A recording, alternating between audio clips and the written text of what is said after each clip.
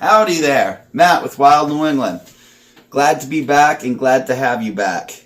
Winter fishing blues. We are in the heat of it, as they'd say, the heat of the really cold. So we've had a pretty good Arctic blast here in southern New England for the past, I'd say about week or two. We just got a snowstorm the other day, around 4 to 6 inches, depending on where you're located in southern New England. It was a difference within a couple of inches, town to town. But right after that, we just had a really drop down in temperatures. We're talking single digits almost every night for a week straight, and the day temps being in high teens to low 20s. And these temperatures are not reported with the wind chills, so it's been cold. And of course, because of that cold this year, we're actually having a winter season, and instead of being able to cast open water like I normally do, we've had to start switching our gears and try to set up some ice fishing trips in February here coming up. It's something I'm not really geared for. I invest a lot into the other fishing styles and tactics and environments we fish in, and usually during the winter in New England, again, we haven't had a hard freeze like this, so I get open water almost till the end of January into February some years. So I only really travel to ice fish either up north, Maine, New Hampshire, Western Mass too as well has some options. But around here I haven't really ever given it a shot, but I'm hoping to put together a couple of videos for you in February, as long as the conditions stay good, and get out there and show you guys how we at least get it done when we do get some hard water time. But other than that, fishing blues, winter fishing blues. And we basically are getting all our gear ready for the next year's season, trying to stay busy. Sending all my reels to Lucky Bait and Tackle, Warren, Rhode Island. I know my buddy Jeff Sullivan over there is probably doing a lot of the work on them for me. Typically I don't do a lot of this stuff myself, but this would be a good time of year if you're into that sort of thing, pulling open your stuff and putting it together. Those guys over at Lucky Bait just really know what they're doing, and it's one of those things, delegate what you can so you can have time for something else. But so they got my reels right now, got all those sent in, getting serviced. I should get those back in a couple of weeks. Above me is all my rods pretty much stripped without reels. I'll go through, reline all my reels, re-grease, everything gets done. So in teardown mode, one thing I will say is, again, focusing on the reels and the gear, I start taking out all my lure cases this time of year. Use the time to my best advantage, and, repurposing all my bins, whether it's swapping hooks, cleaning lures, painting lures, assembling teasers for bottom fish, fluke, stuff like that. All types of rigs and tie-ups that I do, and I precast and set before I start the season. I do a lot of bead teaser jigs and stuff like that too that I hand make myself. Basically just going through and repurposing all my bins. Making sure everything's crispy clean. And I'll say this.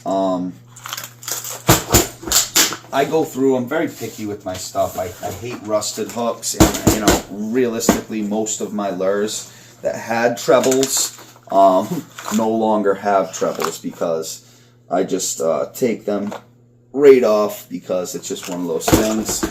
I don't want to deal with them, especially if you're catching the numbers. You just want to pop the fish off easy, let it go quick. And also, it's good for the fish, As much as we do a lot of catching, cooking, and eating, we keep only probably about 0.0001% of the fish I catch. We catch and release thousands and thousands of fish every year. Top water, bottom fish, it doesn't really matter. Any species in our area we target and have a fun time with. But, again, it's the quality and the care of the fish. This is something we want to be doing for a long time. So, you know, kind of killing two birds with one stone when going through the gear, swapping out all the trebles that you know you can when it doesn't affect the swim of the lure or what have you. You know, for the safety of those fish, the quick release, the less damage. You know, a bunch of trebles in the face of a fish you plan on releasing it's never a really good idea. So again, you know, a new fisherman, you know, if you're just getting into it, treble all day, have a blast, you know, try and figure it out. Be careful with the trebles, of course. You can do a number on yourself as much as you can do a number on the fish, but you know, as you progress and you gain the experience, you should try to steer away from trebles and go more towards a single hook, unless you're a commercial fisherman or a, you know, a guy that really relies on the food for your family. You know, whatever it may be, then I would say go treble, you know, because you're going to have a lot better odds without having to lose the fish, you know. There's just so many tips and tricks you need to know to land these fish with single hooks, especially if they're bigger fish. You know, so greener angler, treble hook, commercial guys, treble hooks, but, you know, for us recreational guys, going out there, just catching them in the thousands, we want to release them nice and easy. So it makes it good on you, makes it good on the fish. But yeah, other than that, I have some of my sinker bags made up, ready to roll, separated, all of them. And yeah, pretty much it. You know, I don't have a ton of the things to go through and do. My boat is pretty prepped, ready to go for the season. And supposedly, we have another one on the way coming. So that's going to be, we're supposed to be receiving that in February, which will be a nice surprise for you guys, including myself and my team, that to get to go out and use it. But yeah, I'm not going to give anything away too fast, and we'll wait till we actually receive that baby to show you. But something to look forward to in a future video. But yeah, other than that, I ain't got much for you. Winter Fishing Blues. You know, we're in the peak of it. January 20th, 21st, something like that. So, you know, spring's around the corner. Get your stuff in. Get your stuff together. Get all them ducks in a row. All the ants in a line marching. Season's, like I said, it's around the corner. You're going to blink, it's going to be here. And one thing I like to do when the season starts up is hit the ground running. Make sure all my hooks are nice and sharp, ready to go. So, thank you for tuning in. I really appreciate it.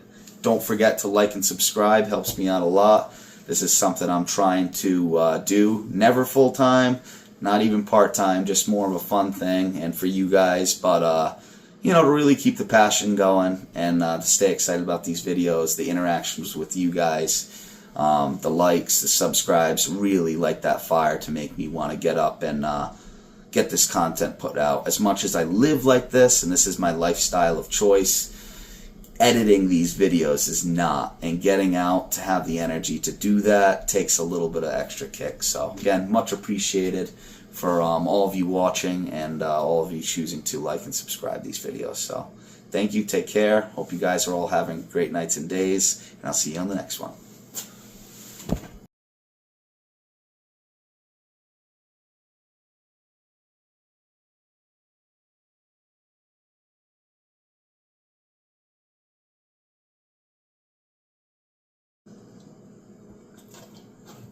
Alright, one last minute idea for you guys for the Winter Fishing Blues is, you know, we talked about going through the reels, going through the fishing cases, which we've done. Everything's pretty much finishing up. But one thing I did do too was add a bunch of new tackle cases to my freshwater gear and to my tautog jigs. So there were certain type of jigs that I just didn't like rolling around in those hard cases that you normally see. So the planos and these types of cases, great for some things, but not for others. I was noticing as much as my tautog jigs get beat up around the rocks and around the fish with the molars, they get more beat up in my cases, believe it or not. So I really wanted a better idea. So, you know, I shot my shot, and what I basically found was a fly case. Now, I absolutely, oh, my apologies, I absolutely fell in love with this setup. You can't see the top colors, but, I know what they are, and again, some guys like to write and mark their weights. I know what I'm grabbing. I know what an ounce is. I know what 3 ounces is, and my jigs don't go over 3 ounces. But yeah, look at that. Absolutely beautiful. Highly recommend. I know this is a fly case, not meant for Tautog jigs, but looks like it's really going to work well. And I also did the same thing with 2 of my freshwater bait cases. And that's my swim bait case right there. Just absolutely stuffed. Really pumped about that. And this is my spoon and football jig and a couple other miscellaneous, couple of flies in there too. Another freshwater case for you.